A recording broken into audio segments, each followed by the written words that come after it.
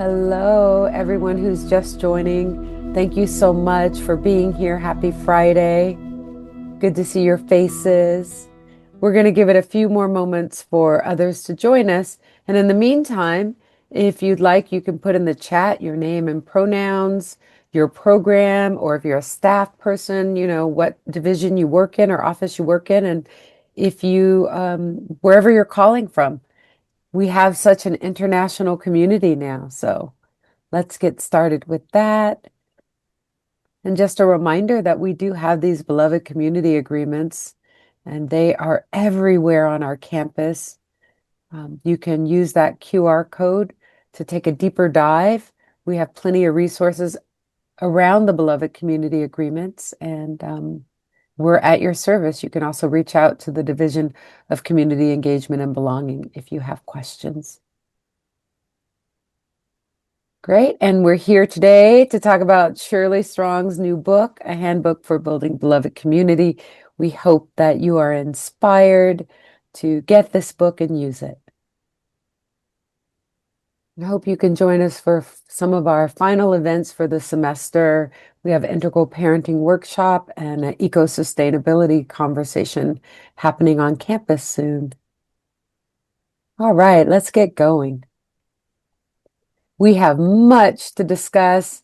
Hi, everyone. My name is Rachel Bryant. I am the Vice President of Community Engagement and Belonging, and I am here to speak with Shirley Strong, who consults across the university around Beloved Community, who has just published a book on Beloved Community. Thank you, everyone, for being here. Excited to talk to you today about Beloved Community, Shirley. How are you doing today? We made it here. I'm doing good now that we worked out the technical challenges. Right. Well, before we get into the book, my first question for you, and I'm surprised that in all the time we've been doing this work together and that I've known you, I haven't asked you this. I want to know more about your journey to the Beloved Community work that is now your life work. So, what family or community rooted you in this before you even had the name for it? Like, where did this journey with Beloved Community really begin in your life? I think it began when I was a child in sort of what I refer to as an intact Black community. It was really a segregated Black community, and it was referred to as the near north side of Omaha, Nebraska. It was an all Black community, and it was not a perfect community. It had all the problems of any other community, but it felt loving and supportive and caring. Mm, I couldn't do anything without somebody calling my parents and telling them um, I felt cared for, and I could just. It was very. It was a kind of place where you could ride your bike all over the community, spend the whole day outside, and come home for dinner. It was just, and it was loving and supportive of me personally. When I mm-hmm, got older, I realized that wasn't true for everybody. mm-hmm, If you had two parents, and if you kind of dressed a certain way, and if your parents showed up in a certain way and belonged to a church, you were part of that community. But in hindsight, there were people who were not as accepted and not as cared for. mm-hmm, But generally speaking, I feel like the children were protected and loved. mm-hmm. Yeah, it seems like there were some core elements about that root community and your family that included safety, that Mhm. included a sense of a broader community and accountability for the entire community. Mhm. Um, and so, when did beloved community actually become a conscious practice for you? At what point in your life did you get those words and realize it's a thing?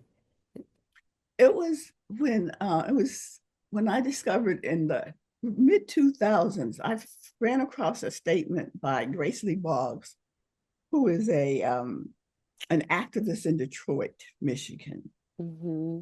who was, and she asked the question. She was doing a presentation at the college I went to and worked at, University of Illinois, and she said, "I wonder how things would be different if we had been able to combine Malcolm's Black Power, and she was referring to liberation, with Martin's Beloved Community. Mm. And she said different both intraracially and interracially, Mm-hmm. within the community and beyond, within the country. Mm-hmm. And that to me spoke volumes. And it asked a question that was in my mind that I didn't have words for, I hadn't been able to formulate. Because I always felt when I was working in the 70s and 80s that we had to make a choice between Malcolm and Martin. Mm-hmm. You know, some people had Malcolm's picture up, in some places there was Martin's picture, and they were clear they were either a follower or a devotee of one or the other. And I Mm-hmm. used to think, you know what? Why are we choosing? They both had something to offer. One wouldn't have been the same without the other. Mm-hmm. I'm always said that I'm giving them a choice. They can choose me or you. And I think that you're much more, meaning him or Martin. And Martin was much more kind of acceptable to the world compared to Mm-hmm. Malcolm. Mm-hmm. Mm-hmm. I always thought that Malcolm understood the problem, which was white supremacy, and Martin understood the solution, which was nonviolent social change. Mm-hmm. And if we could put both of them together, we could really make the progress we all seek and desire. Shirley, thank you. That is so relevant for the times that we're in right now, those legacies. And, I recently had the privilege of going to Oroville, which is the community that was founded by Sri Aurobindo and the mother. And I feel like if we rewind almost 60 years, that even with our founder, there was sort of a Malcolm and a Martin moment between Sri Aurobindo and Gandhi. Sri Mhm. Aurobindo was highly political, and I liken him more to the Malcolm side in that he wanted the Indian government to actively send soldiers to fight fascism. He believed there was a time when you had to stand up and actually be in the streets and fight, and actually literally fight. And then Gandhi was the nonviolent movement. So I love how you frame this, that actually we don't have to choose. One of them really states the problem, and one of them can be the solution. And there's so much division in the world right now, a them and us, a red and blue, a black and white, so much polarity. I really just appreciate you grounding us in the both and. And so, why now for this book, the Handbook of Beloved Community?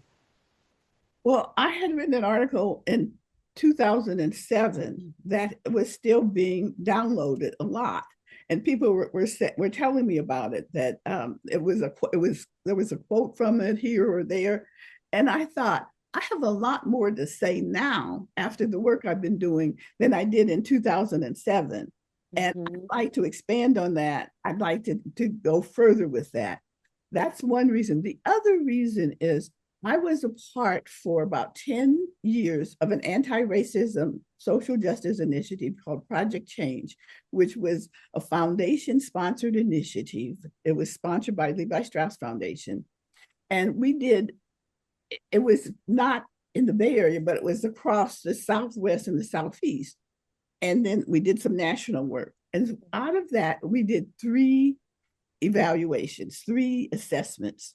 Mm-hmm. And I thought that the assessments were written in what I call assessment ease. It didn't make it plain.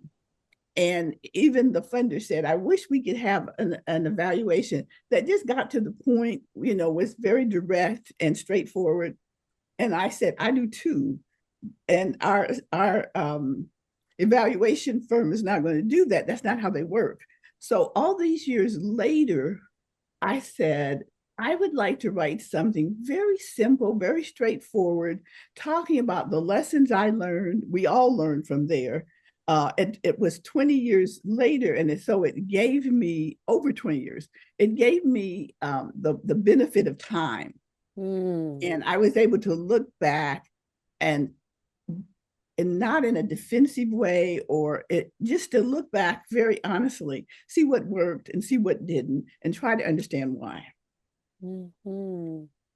So you have written a very practical, straightforward book with that perspective, and you call it a handbook, Mhm. which I think is telling. Why did you choose to write a handbook?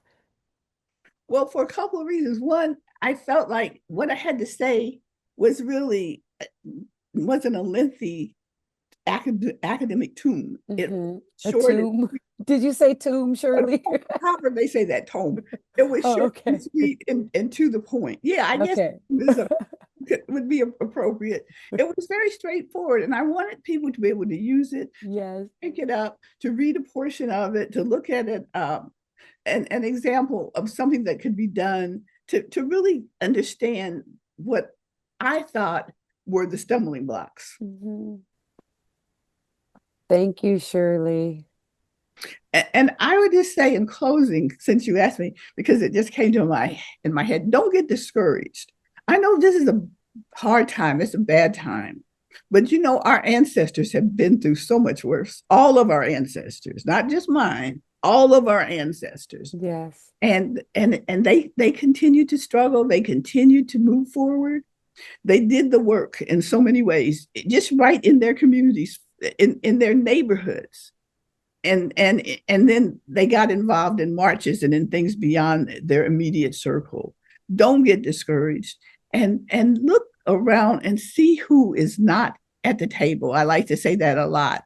Who is being left behind? Who's being left out? Who needs an arm around their shoulder or an encouraging word? And let's not be so concerned about what's happening over there that we forget to care about the people Mhm. next door. Excellent. Thank you, Shirley. Thank you so much for your commitment to this work. It's certainly your life calling, that now has a name and a handbook around Beloved Community. I know as it just came out this week, and we've gotten some copies for the community. And so I look forward to continuing to work with you for this academic year and next academic year to see how we can really deepen our practice Mm-hmm. of beloved community at CIS, and so that all of us are scholars and activists and artists, and how that'll have a ripple effect out into our communities. I so appreciate you, Shirley. There's a lot of beautiful comments in the chat. We'll make sure to send that to you. Thank you everyone for being here. Please take our survey. We appreciate your feedback. And thank you for everyone who put resources in the chat. I couldn't see all of them, but we've also cultivated. So this was an organizing event, right? We all came together, Shirley. Inadvertently, it became an organizing Mm-hmm. event full of resources and reinvigoration of our passion for the world to create the world we want to live in. Thank you Exactly. so much, Shirley. Thank you, everyone, for being here, and have a good Friday and weekend. We hope to see you again at Transformation. We'll be starting again in the fall. Thank you, Rachel, for your support and all that you do at CIIS. And thank you for the community. I think you represent and reflect the beloved community we all want to be a part of. Thank you. Ah,